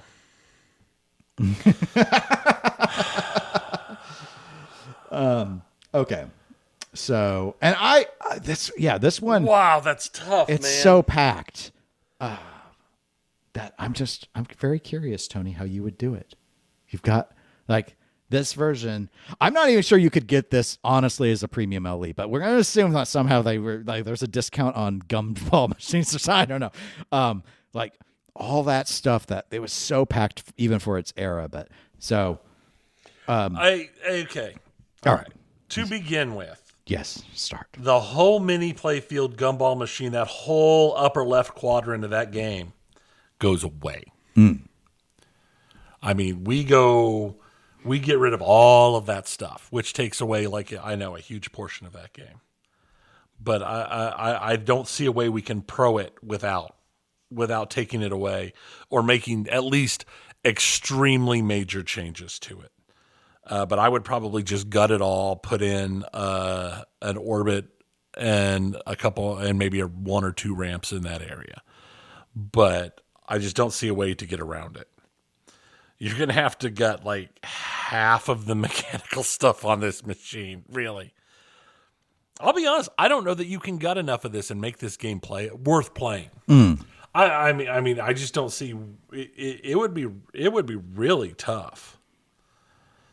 I mean, why didn't you give us an easy mode for trying this?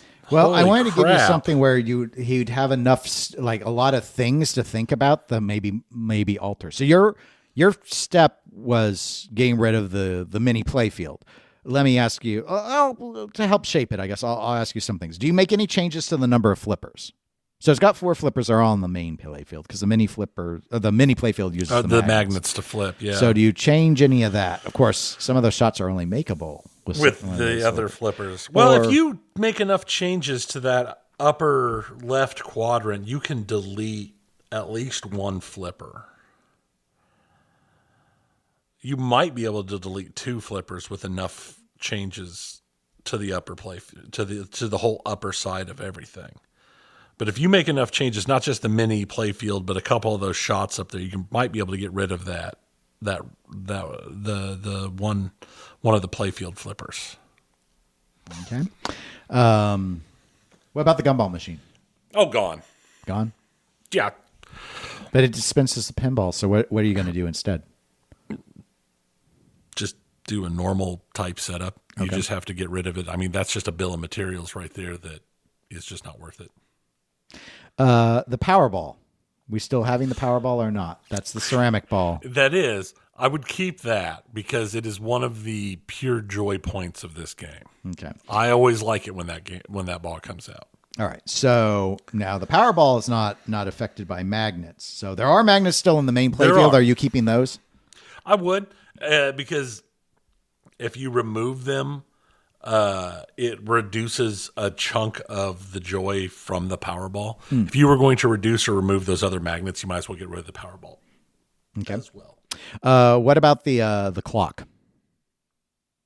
So the game has an analog clock over on the right. It in attract mode, it actually tells the time with the hands, but it's what times most of the modes during gameplay. Yeah, I think I would keep it just because you're starting to get to a point where you're removing so much that it doesn't even. Okay. I think I've already decimated this game bad enough. I would keep that. Okay. So you're thinking maybe change a flipper, get rid of the mini playfield, get rid of the gumball machine. Yeah. And otherwise, make some adjustments on that upper left side, obviously, just for the routing. And I'm not going to ask you to figure out exactly how you change the layout. Let me get CAD. Let me get CAD fired up on my tablet. Yeah, so you do some ramps or some orbiting or something to get around it. Okay. Yeah. Well, that's the spirit of it. Yeah, I'd say you've made it pro. Good job. Maybe.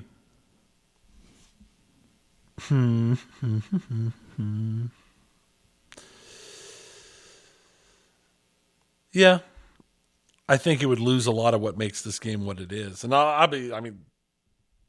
Twilight Zone is not my comfort game, but I think I feel like I've done a good job of murdering this game. Okay. So how would you proify this game, Dennis? Okay. So for me, based off of the Stern philosophy, there always has to be some element. There's always some key toy or key element that is on the Pro, and then they get rid of the rest. So like in your instance, I would say what you did is you kept the clock. Kept the clock. You also did keep the Powerball. Yeah. I'm keeping the mini upper playfield. Okay. I hate the playfield, but I think that it's too iconic, and I don't want to solve the geometry. So I am getting rid of the clock. That will be a flat plastic that just looks like a clock, and then time telling will be done on the display. I'm getting rid of the gumball machine, like you did. So they'll just have to be like a VUC or whatever. If that's what, I don't remember how exactly that fed back up in the on the upper playfield. I think that's how, instead of dispensing. I'm getting rid of the Powerball. There will be no Powerball. There will be a virtual Powerball that will be designated on the display saying you're in Powerball mode, but there will not be a physical ceramic Powerball. The magnets will just be turned off when the virtual Powerball is activated. Now, question on that, though. Part of the joy of the Powerball is the Powerball is so much lighter. It's not just that it's not magnetic, it's lighter. So it's faster and it bounces different. Yes. So how would you handle the change, or would it just be suck it up? Yeah, only rich people get Powerball. Okay. Nope. In fact, I could see getting rid of Powerball as a mode, but I think it's a little too. I think they'll still want the rules the same between the games. No, I would say Powerball is like a $50 ball. No, you're not getting that because I kept the mini playfield and I'm keeping the magnets, and that's going to cost so much of the bill of materials. I don't have any money left to give you a Powerball. I don't think. Okay. Because the mini playfield just adds a lot to the cost. Well, yeah. So, but I think you need it, even though it's like the worst part of that game. So that's what I would do. So no gumball machine, no clock tower, keeping all the magnets in the mini playfield, and no Powerball. So it could just be a virtual mode if we're going to do it. So basically, the big difference is I kept the clock as the little showy thing, and you kept the playfield. Yeah, and if I'm not, if I need to for more money, I could get rid of the rocket kicker, I suppose, and maybe that could give me the Powerball back. Another thing I would consider is maybe getting rid of some of the pop bumpers for money if I need to. But no, I think, you know what? No. It's only got the 3. But the thing is, the game, because the game has to know when the Powerball is displayed. So I just thought it was easier if we didn't have to deal with that at all anymore. And then another thing I don't like about the game, this is where Make It Pro is not about making the game better, but is... you don't know, like, it's not fair to people about when they get the Powerball. So I'd kind of rather just do it, though, where it's a mode, like it gets activated. Like on ball 3, you're getting the Powerball or something like that. And just that way it's a little more fun, but that's really outside the scope of it. Yeah, I think you probably made it pro better than me, but that's how I'd do it. But anyway, that's Make It Pro. Write into eclecticgamerspodcast@gmail.com if you want us to continue stealing the segment from Slime Tilt. I don't know. Or we could go back and do another, like we used to do 20 questions, and we used to do the ranking. We had a lot of different games. We did. Well, a lot of them required polling the listeners and stuff. But yeah, and polling got harder. It did, because Facebook took away some of the functionality. But what they haven't taken away is our video game segment. So we will jump into that now. So To start us off, we have a message that came in actually through our Patreon, and this is from Jason F. So I'm going to go ahead and read this off. Hey, Eclectics. I've spent a portion of today review... I'm going to try that again. Restart, but I'm not editing this part out. People get to enjoy me suffering. We'll do it live. Yes, we'll do it live. Hey, Eclectics. I spent a portion of today reviewing the insanity of free games from Epic and Amazon Prime. The collection I've acquired on Epic has spanned years, while Amazon started earlier this year. Currently, I'm viewing account totals of 51 free on Epic, 27 free on Amazon Gaming, and 54 free on GOG. What's GOG, Tony? Good Old Games. They're another service that provides a lot of their stuff is more classic gaming games, but they do modern stuff too. These accounts are not populated with $1 or $5 games. This would easily exceed $1,000, perhaps above $2,000. It's likely that my perspective is from an older generation, and $1,000 simply isn't what it used to be. Today, it simply feels like that something's out of whack here, that I've cheated the system. What is going on with all these free and valuable games?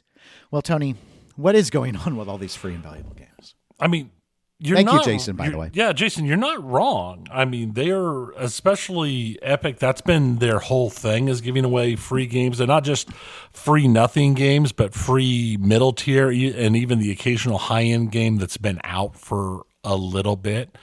And the big driver is it forces people to use their ecosystem. Epic started it originally as a way to pull people off of Steam. That was their original, their entire purpose of free games on Epic was to pull people away from Steam. I've got several free games on Epic that I started doing that exact same way and grabbing on Epic, and it just got to the point where it's like, I just hated the Epic store. So I pretty much just stopped. But I mean, I've gotten several games from them that way. The Amazon, I've used the Amazon free stuff. They just like their free giveaways they do through Twitch and everything. I've taken made use of those before as well, and that's the big thing. Most of these is it's just a way to draw people to utilize your platform because none of them are to the same level as Steam in users. So you gotta spend money to make money. Yeah, that's what it amounts to. Okay. Would you like to read Brian's email? He has asked for it to be done in a Southern accented person who sounds like Arnold Schwarzenegger. So I thought it'd be right up your alley.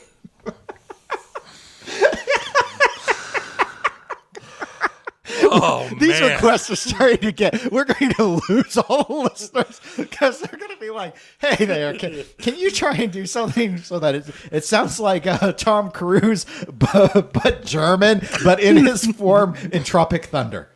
So you see what I'm mean? It's like, I don't know if these things are possible. How do you do a Southerner Austrian? I don't know. I don't know. But that's why I figured he wanted you to do it. He wants the quality. I'm just, oh man. Can you do the voice like Jack Black, Jinx from Detective Pikachu? Yes, please bleep that out. Okay. You can laugh. That was funny as was funny. No, there's going to be a lot of edits. There's going to be a lot of edits. Yeah. It's rough. That's rough. Okay. All right. That's what she said. No, that one can stay in. That's fine. All right. Southern Arnold Schwarzenegger. Mm-hmm. Yeah. I'll be honest. The answer to your question is no, I can't. But let's see what Let's try it. I will. Okay. I'm going to go with the quote that gets me through all this good stuff is, honor's dead, but I'll see what I can do.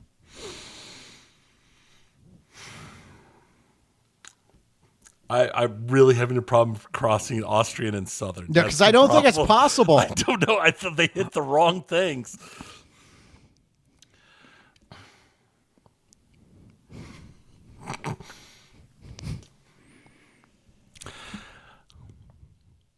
I don't know. I don't even know where to start with this. Okay. We'll just try. We'll see. Try. We'll see. We'll see what happens. Mm-hmm.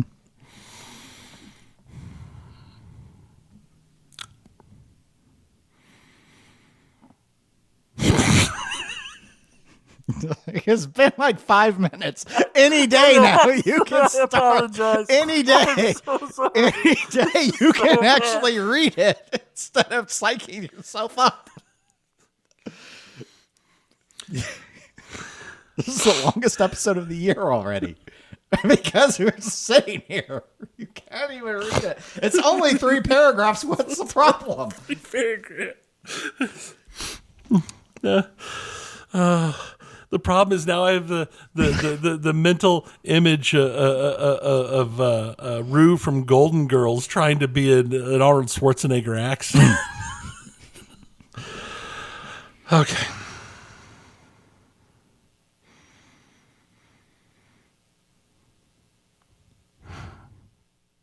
No, I can't. Sorry. Oh. We'll do the best we can. Okay. That's the joke. Hi, You got one word, you break.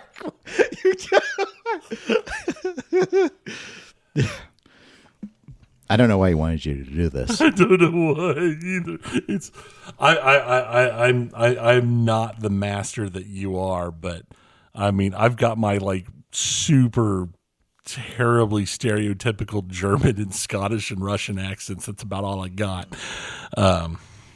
You don't even have Southern? Not really. Oh, that's cool. Yeah. Not really. Mm-hmm. One of them they. Mm-hmm. Just some good old boys. Mm-hmm. Doing no harm. Mm-hmm.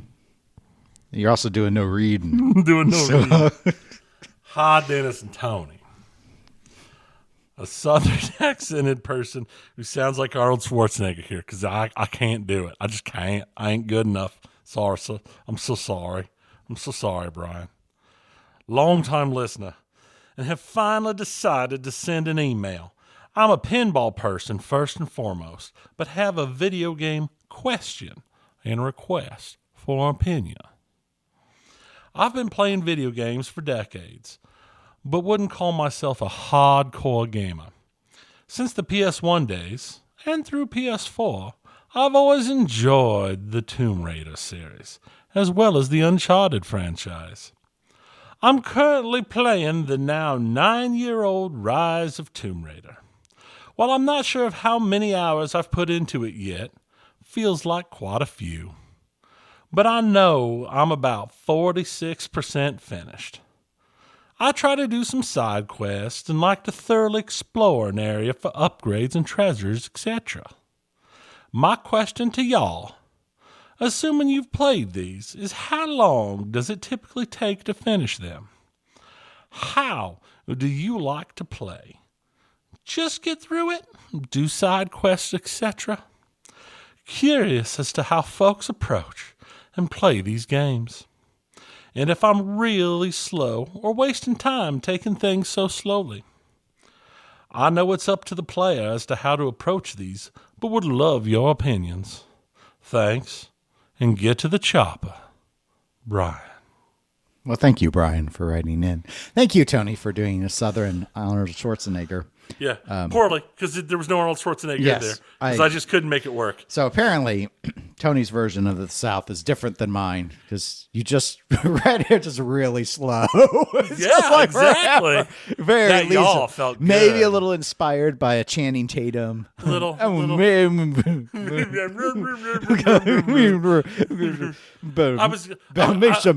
feeling a bit more Mark Twain. Yeah, Mark Twain debate. Yeah, little lower decks inspiration there. I'll be 100% honest. 100. When it comes to especially these open world games, Mm-hmm. I have a problem. Here's my problem. What is the problem? I will use Fallout 4 as an example. One of the very first things they tell you in Fallout 4 is to go to Diamond City. And I went to Diamond City. You did. 210 hours into the game, I have a side quest problem. And it's, squirrel. Did you see the squirrel? That's my problem. anytime I get a shiny or see something interesting, or I just randomly go off in a direction. And there's nothing wrong with that. I think that is the great thing about open world games, while also probably being the worst thing about open world games is you can play them however you want to. Like the open world games that have like a really strong direction where they like lock you behind gates, so it's pseudo open world, actually kind of annoy me, because it's like I should be able to tell that I can't go to this area, because the second I step into it, there's something out there that one-shots me from a half mile away. Mm-hmm. That makes me know, okay, I can't go that way. As opposed to just going into, it's an invisible wall, or I'm gated behind something. And I'm okay with that. But I think the big thing is that for these games, the best way to play them is the way that makes you happy, because the whole point of playing games is to have fun, to relax, and to be happy. And if none of those things are happening, you shouldn't be playing that game. Mm-hmm. No, that makes sense. Have you played Rise of Tomb Raider? I did play Rise of Tomb Raider. I haven't played any of the others. I've played several of the Uncharted's as well. I enjoyed all of the ones that I've played. I was never a huge Tomb Raider person, not even like in the original, back in the first Tomb Raider games. Mm-hmm. It wasn't really my kind of. I've never been the whole let's explore and solve puzzle type player. That's not the kind of things that I really go after. I never liked Myst, and I never liked that kind of stuff. Just doesn't really do it for me. So I've always played different things. But I've played several games like that, and I do like open world games for the reason of just wandering around. Yeah, no, thank you, Brian, for the question. It is pretty interesting. It varies on the type of game for me in terms of how in depth I end up going on sort of the side quest journey. So like in Fallout, for example, I don't do it the same way Tony does, though I do usually end up like going and trying to do all of the side quests at some point. I'll do little sets of side quests, and then I'll go back to the main story for a little bit, and then I'll bounce. And I did that like with where I'm at in Starfield, for example. I'd be like, I'm going to do a few main story things. Now I'm going to do this chain of side quests, do some more main story, just chain of side quests, etc. With Tomb Raider, I have played all three of the what I want to call new ones. I hadn't realized it's been out that long now, but I guess how does that make you feel old? Yeah. So in those, I did more than the main quest, but I don't do all the collectibles. I hate collectibles. Yes, I do agree with that. Collectibles drive me nuts. Unless it's just like a few, like again, Fallout, going around like collecting 9 bobbleheads, sure. Going in Assassin's Creed and collecting 100 feathers, no. Absolutely not. Can't stand it. Well, and I really hate the ones where it's like, there's stuff in this level that you can't actually collect until you've beaten the game and gotten certain power-ups. And then you can go back and replay level 1 to get some collectibles and out of that. That drives me even more nuts. So, in the case of the Tomb Raider games, I imagine if you just wanted to do the main quest, they probably are doable. It's been so long. 8 to 12 hours. I probably spent around 20 hours on the Tomb Raider games because I did do all of the optional dungeons. Mm-hmm. So I liked those because then it would be that puzzly part going through and trying to figure out and get that extra treasure. I would go and do those, but I didn't worry about anything really side quest wise aside from that. I mean, if I saw like side quests in a town or whatever, I tend to do those, but collectibles, I avoid collectibles. So there were sometimes I think challenges and stuff for like hunting certain animals and stuff. I wouldn't necessarily see all of those through. So yeah, it does depend on the style of game. And I just have a range where usually if there are side quests, I will do side quests. Collectibles, I usually will not. That's probably the best way I could summarize it.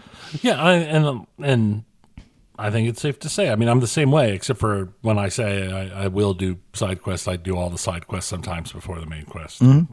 And then you get to the main quest, and it's like, I'm not supposed to be in power armor with a massively OP weapon when I start this quest that I was supposed to be like level 4 when I got here. Oops. Yeah, very oopsies. Speaking of oopsies... Yeah. Steam replaying. What's going on? I got the Steam replay for my gaming for this year, and I thought being the end of the year would be a good one to talk about. Year-end review. Year-end review. Because we know I talked about my Steam replay last year, and it was real bad. I had a BattleTech problem last year. You did. Because BattleTech last year was... an embarrassingly large percent of my play time for the entire year. And I thought I did much better this year. Yes. You didn't play BattleTech at all this year. I didn't say that. Oh, it was you just still, did better. I did better. I did better. It wasn't. I didn't play more BattleTech than every other game combined this year, which is what last year was. But this year, it still was 25% of my gameplay for the entire year. In my personal defense, yes, defend yourself. That was almost all in January. Okay. Because I played, that's a good defense. Because as last year was ending and it came out and I realized how much I had played, I was in the middle of a campaign and I wanted to finish that campaign, and I finished that campaign at the end of January. I've played it a little bit since then. When there was a major update to a mod I like, and I did the new mod, but it wasn't nearly as much game time as I had done before. Okay. But tied with that, because that was at 25% of my total game time, tied with that was Ultimate Admiral Dreadnoughts. I played multiple full campaigns through of Ultimate Admiral Dreadnoughts before the... Is that the one where like the British wouldn't have peace with you? And yes, because the British would never... It didn't seem to matter that I sank all of their ships. They were just had like... no admirals. It didn't matter. They're like, there will be no peace. Yes, exactly. They were right. Exactly, yeah. That was also 25% of my gameplay for the year. Well, I remember you were putting a lot of time in that. I did. I put a whole lot of time. I did my Italian playthrough of that. I did an American playthrough. I actually almost started a whole nother playthrough of that where I was going to do a French playthrough just the other day. I was thinking about it, and then you saw these stats. That I played Brotato instead. You got Brotato. Brotato. And then in the number 3 slot at 16%, Satisfactory. Not a surprise to me. I've been playing that hardcore since 1.0 went live. I've actually played it a lot less like the last 2 weeks just because it's been a matter of I've been doing other things. Brotato has been eating most of my playtime, but I haven't actually been playing that much the last couple of weeks because I've been working on a bunch of other stuff. Other highlights this year, though, I played a fair amount of Nova Drift and Deep Rock Galactic Survivor. Nova Drift is a kind of asteroids-ish type roguelike. Okay. Deep Rock Galactic Survivor is like a fancy version of Brotato. That's like takes place. It's like Deep Rock is another game, but the Galactic Survivor it's like an auto shooter with all sorts of stuff. It's a lot of fun, but I prefer Brotato. I also played a lot of Balatro, which is a card game that came out. Won 3 awards at the Game Awards this year. So yeah, what type of is it? Just its own rules, or is it like? Yeah, it's kind of it is a roguelike card game where you are building card hands like you were playing poker, and you earn points for them. But it's a roguelike, like you get cards that give you bonuses and special points and this and that, and you normally have targets to go to and stuff, and it's fun. Helldivers 2. Very popular game. I played a chunk of it at the beginning part of the year. I'm just not a multiplayer person anymore. There's too many times where I pause a game and I get up and walk away. It causes me to have problems playing a multiplayer game. Right. Time Wasters, which is an auto shooter type game. Space Marine 2, I played a lot of that, beating it. I even played a little bit of the multiplayer of it, but again, multiplayer games are just not really my thing. MechWarrior 5 Clans, I have not. I actually need to go back through and finish the campaign. I have not finished the campaign yet. I was playing it a whole bunch, and then Satisfactory 1.0 dropped, and I went to that. And Dredge, I beat Dredge, and I need to go through and beat Dredge again with hopefully not the bad ending. So, but overall, this year I played 39 different games, and I received 284 achievements in those games. Nice. So, yeah, you did some gaming. I did some gaming, and it was less BattleTech this time. And they're nice enough that they don't tell you how many hours you wasted this year playing video games. That's nice of them. That's very nice of them. But while we're talking about Steam, the Steam Winter Sale is going on. Oh, yes. and it is huge. Huge. And if you like 4X strategy games, Paradox has their sale tied in with it, and some of their things are as much as 90% off. Oh, wow. So you can get a lot of good games really cheap. The big ones that jumped out to me is Star Wars Jedi Survivor is 75% off. And because it's my favorite game, I just want to let everybody know that BattleTech is 75% off and all of the DLCs are 50% off, and you can get all of it real cheap. Yes. So you too can learn the joys of playing BattleTech from Harebrained Schemes. That's right. Yes. Push it. Join me. No. Yeah. So you mentioned the Game Awards. So I did mention the Game Awards. I'll. Did you watch? I did not. I did. It's so long. That's why I. It's 4 hours plus. Yeah, it's why I stopped watching them. But world premiere. I know. World. But you know what? It's my E3 now. I can watch the world premiere. No, you know. The next day. I gotta watch just the ones I want with all the stuff. I'm just gonna say there was one aspect, because of course you're there and you're not there live, so you're just kind of like, they're doing things like they have the music interludes and stuff. And you're like, can we just? This is mostly just trailers at this point. People aren't really here for the awards. Can we just get at least online? I will say they had the two, and I'm going to blank on their names. The two old guy Muppets that make fun and heckle. Mm-hmm. So they had them this year. Like, they've done Muppet things before, but they had them this year. Those parts were actually pretty funny. See, I didn't see those parts. They pretty much all they did was make fun of Jeff. Should be done. So, like, I'll give you an example one. Oh, did you hear that that Jeff is really good friends with Kojima? Oh, yeah, no, I heard about that. Question is, has Kojima? And it's like, yes. Nice. Because we're tired, so tired of it being the Kojima worship. Whatever, yeah. Yeah, the Kojima worship episode. Ugh. Yeah, no, I after last year, I just don't. I just don't. I can't. I mean, it's not worth watching live. I sacrificed my Thursday. Was it even last year? I think it might have been the year before that I stopped watching. One of those times. I just watched the clips. The big one, Astrobot, got Game of the Year, Best Game Direction, Best Action Game, and Best Family Game. Mm-hmm. And it was up for it was nominated in 7, and it took 4. Yeah. So it was huge. Mario Galaxy 3, a.k.a. Astrobot.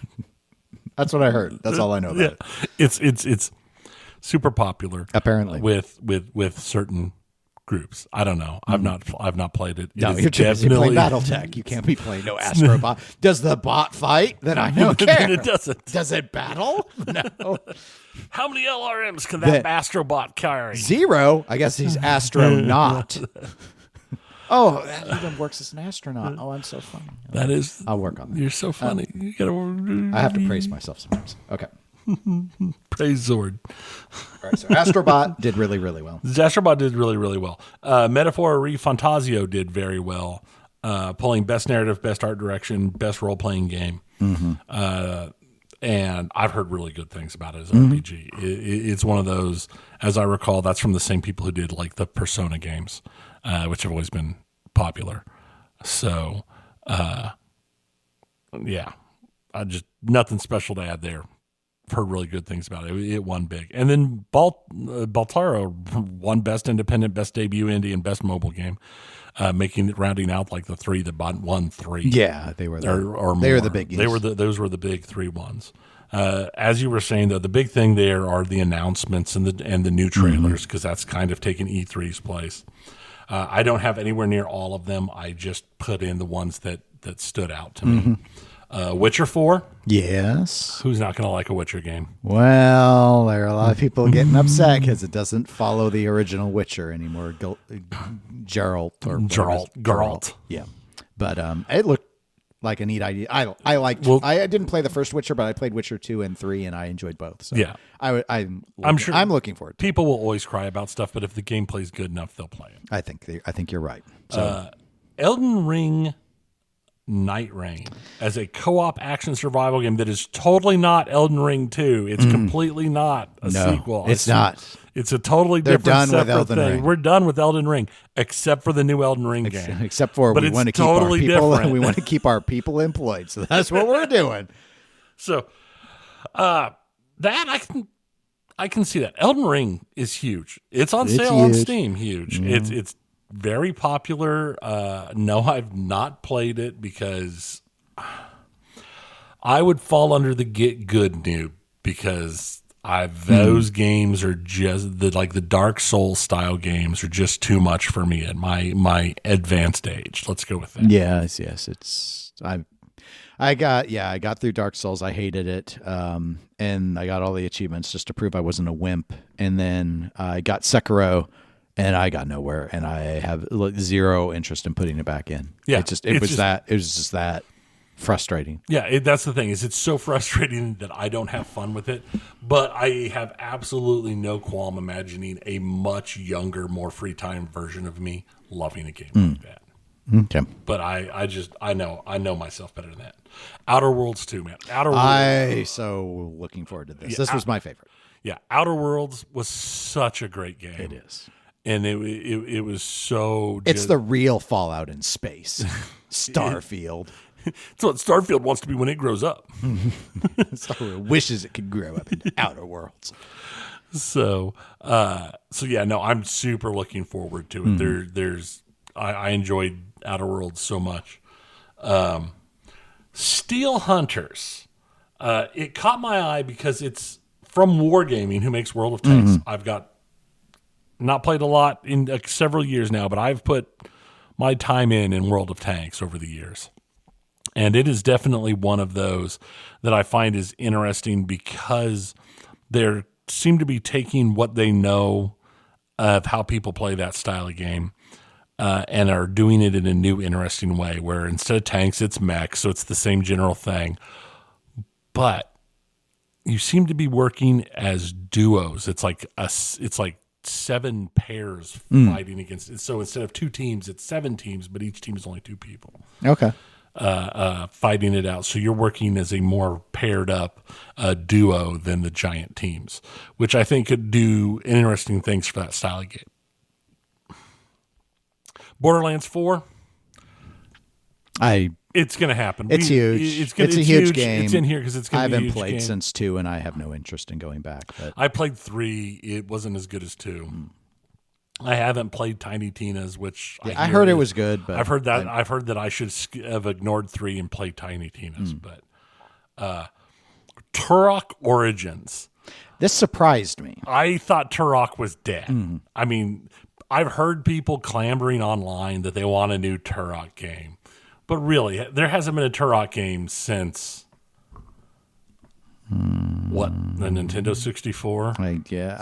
Here's the thing: Turok's not a touchstone for me, so I don't actually care. But I was surprised. That's it's not a huge touchstone for me, but because I was confused and then it's like, but they're dinosaurs. This because everyone knows Turok and the dinosaurs, but right. So it's interesting. It was an interesting choice, and it'll make some people happy, probably. Yes. And the final one that I put in the notes here was the sequel to Okami. Which I think probably surprised a lot of people as well. Yeah, because Okami was one of those that for a certain group of people was this giant touchstone, amazing game. I wasn't playing those style of games at that point in time, but it was everywhere. Even then, you knew about it. So I think the biggest surprise is it's just taken this long to get a follow-up to it. Yeah. Did I miss anything big that had jumped out at you? No, you got the ones that I thought were the most interesting. I mean, there were a lot of reveals. There were a lot of reveals that don't really reveal a whole lot. So I skipped a lot of things that were, oh look, it's a cinematic with no gameplay that's not due out till 26. So who cares? Yeah, I did see I guess the one would be, I think they had a thing about that new Pac-Man game. You Must Eat. Oh, I think they had a little bit. Did they? I think I missed that one. Maybe not. I don't know. I only recently heard about it, and then I know we're going to talk about secret levels, so it's of relevance to that. I think it would be bad to not talk about secret levels with them out now. Yeah, just because they're and we'll just segue straight to it. Secret Levels, for those who don't know, are on Amazon Prime. It's a series of vignettes from the same group that did Love, Death, and Robots on Netflix. But they're little vignette stories that take place in different video game worlds. Mm-hmm. Yeah, they were fun. I've seen them all. I've seen them all. They were fun. There's 16 of them. I was only going to cover the ones that were my favorites. Okay. I thought if you have anything to add, if any of them jump out at you different than me. The very first one is the Dungeons and Dragons one. I've enjoyed it. I thought it was a fun little story. Yes. That was well done and drove my interest in Dungeons and Dragons. I need more interest. That one might have been the best. Actually, like telling a fairly well-contained story. I agree. I think that was the best at telling a contained story. But there is another one that is probably surprising that I think was second best at telling a self-contained story. Obviously, the Warhammer 40K one, the Space Marine 2 one, was awesome, but it's Warhammer 40K, so it's just over the top stompy. There was I don't know, maybe 15 words in the entire 20 some odd minutes of the thing. Most of it was just over the top awesomeness to be awesome, and that's so it's probably your favorite overall. Maybe. I would say. Yeah, probably. Close. The Outer Worlds one was just. It might be the Outer Worlds one instead, which is a completely different feel from the 40K one. But the Outer Worlds one was super interesting as well, and I felt fit really into the kind of feel you get from the Outer Worlds. Okay. 5 out of 10. Yeah. That one, I felt I didn't have the same reaction that you did to it. I felt it went too long to move its story along. I thought it was just a little too repetitive, and that it got pretty dark pretty quick for being a relatively lighthearted game. So it did. So I was just like, I mean, I enjoyed it. It was a good self-contained story as well, but I just was like, I mean, I get where they're going with it, but it was sort of like it took a while to get there.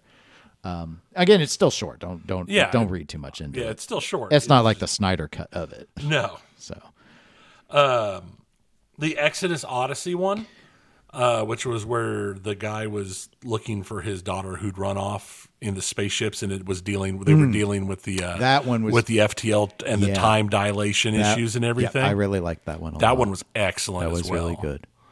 The Spelunky Tally one is actually like one of the lowest rated ones. Oh, okay, yeah. That was the one where she's redoing her. Yeah, she's going through a roguelike dungeon crawl, and she keeps dying. Yeah. That one. That one just made me laugh a lot. Okay. And I also really like the Armored Core one. Yes, the one with Keanu. Yes. Mm-hmm. That one was very good as well. Mm-hmm. And for me, the big surprise, and I realized I didn't even write it down in here though, was the actual story, like the self-contained story and playthrough of everything from Concord was really good and was really interesting and set up an interesting universe for a game that's already gone. Yes.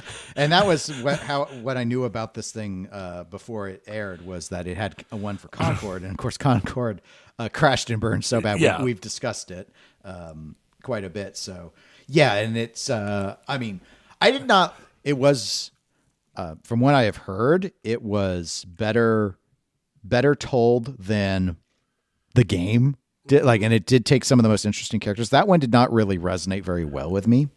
Yeah, I just thought it was an interesting lore setup for something that died. Mm-hmm. The Pac-Man one, Circle, was dark. That one was creepy. It was seriously creepy. I did enjoy it. I also thought the Mega Man one was less interesting than I had hoped for. The Mega Man one was I did not care for. It was super short. It was like the shortest of. I was like, nothing happened. Yeah. I was like, this is not. This was like how a little robot boy learned to protect his hair. Was what it felt like. Yeah, I just was not. I was shockingly disappointed. What was your? Do you know what you? Which one? Any others you didn't like or didn't work for you? Some of the others, they were just kind of forgettable. They didn't do anything huge for me. Some of them were very much felt like that if you didn't know or care about the game, you didn't really care about the episode. Mm-hmm. Yeah, so God, we're probably going to end up talking about most of these now. So I really liked Honor of Kings, the one with the Prodigy kid, the chess match. Oh yeah, for the city. Yeah, I mean, or it was more a Go match, really, but I really liked that one because it dealt a lot with it reminded me of Terminator in the whole, do we control our own fate or is everything preordained? It dealt with some pretty heavy topics in a really good way.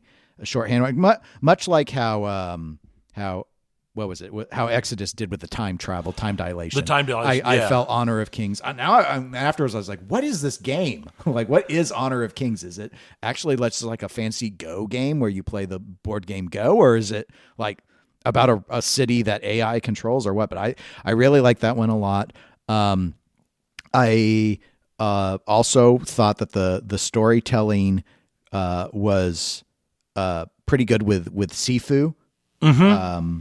So that was another one where it was sort of, again, pretty simple, but conveyed it relatively well. I was surprised you did not mention New World with the king who washes up on the shore, and he's like, I am Schwarzenegger, but Southern, and I would take over this land. Again, that one maybe went a little longer than it needed to. Yeah, but, that one just kind of felt maybe that's what it was. It was one of those that I saw it and it was like, that was fine, but it wasn't something that really stuck with me. Yeah. What'd you think of the Unreal Tournament one with the robots trying to liberate themselves? I might have missed this one. Really? Okay. Did you? I didn't watch them in order. Oh, okay. I did. So, yeah, it's that one. Yeah, I don't recognize that image. I might have missed that one, or that might have been one that was. How long was it? 19 minutes. Yeah, it went a bit.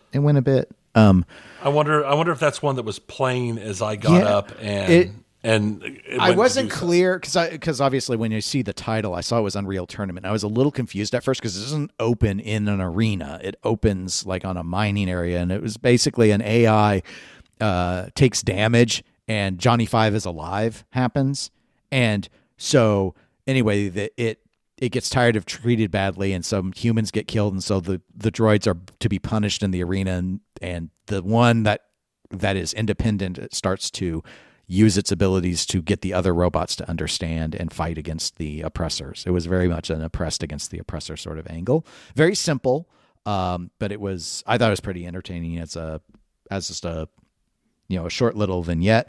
Yeah, I missed that one because I jumped straight in and watched the Warhammer one, and then watched all of the rest of the ones that had come out in that first wave.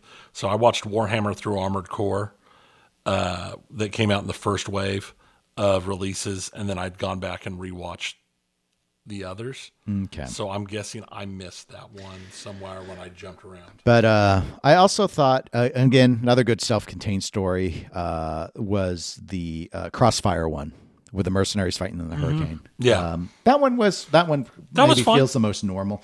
But overall, the Warhammer one was fun. I enjoyed New World a lot. The Crossfire one, I'm looking at IMDb. It's one of the lowest rated ones. It's not the lowest. It's like a 6.3. Yeah, again, you don't really know which, because you don't know like who. There's no clarity in terms of who's good or who's bad. Right. It just is. And so I could see it. A lot of it is just about this, this job being done. But like the animation's good, and I thought the voice acting was good. The ones that I did not love the Splunky one either. I thought It's really low rated, too. It's not working for me. I just thought it was funny. The Sifu one, the concept of the guy, but none of it's explained, so it's a little frustrating. Sifu felt like it was one of the ones that felt like if you... Like, it had a good concept, but I just... Like, if that's a gameplay mechanic, I'm curious. It made me curious about It felt like the game. maybe it was something that if you knew the game, it would be... Maybe. It'd be bigger to you. Yeah.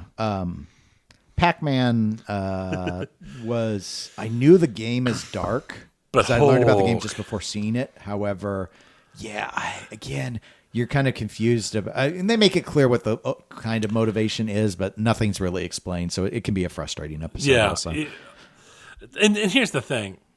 Do we need Dark Pac-Man, period? Does the game need to be... Is there any need for anything like that? No, but I mean, the aesthetic I get when I look at it reminds me very much of like Limbo. So it kind of reminds me of that. So yeah. Yeah, and then the last one, the PlayStation one, Playtime. Yeah, it was fine. That's the lowest rated. It was fine. I got mad whenever I saw Sackboy because they just forced him in. They just forced stuff in. It was just a Sony. It was a Sony, fanboy fan service thing. It's the lowest rated by far. Okay. It's below 5. Yeah, because it's just like there's this person just trying to race their bike and do a delivery and overall, I would say watch them all. None of them are less. None of them, yeah, and they're all short, long, so it's hard to get mad at them, but. Yeah, but if you love that little vignette story thing, and at the same time, if you like the little kind of vignette short story type thing, and you've not watched a lot of the Love, Death, and Robots, I highly recommend the Love, Death, and Robots. They're most of them are very good, and they're the same thing, but they're just sci-fi related, deep little or not deep, but short little stories. But hey, if you're curious about some game worlds, check this out, and you might get a feel for something. Like it made me curious about some games, which was that I might not otherwise. About Exodus Odyssey. Yes, made me curious about stuff that like, do I get to be a king that's not a king anymore, and do I get to keep going? Give me your crown. Give me your crown. I want to be the king. Yeah, I will build the robot hand. Yeah, fun times. Or, you could just do it for the Emperor. Yes, I guess. I don't think they ever mentioned the Emperor, did they? In the episode. I was like, what's in the box? What's in the box? Or were they hauling this box around? They were hauling the box. You're right. And I won't say what was in the box, but it was awesome what's in the box. There was this one guy, and they were just like, get back and get that box. And he was just like, you could tell, I don't want to be on box duty. I hate box duty. So. The box, nobody wants box duty. Yes, nobody wants box duty, but it's important. It was important and good. Mm-hmm. I when the box opened, I was suitably impressed. Okay. Well, I don't know. Was there anything else in video games? I didn't have anything else in video games. Well, that's I was kind of touching on just a little of my year and video gaming stuff in general because it was a video game awards season. Yes, it was.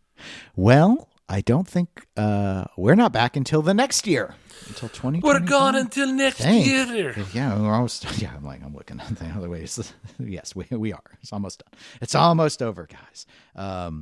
Yeah, so that should be fun. But so we will plan to be back at the start of next year, talking about new things.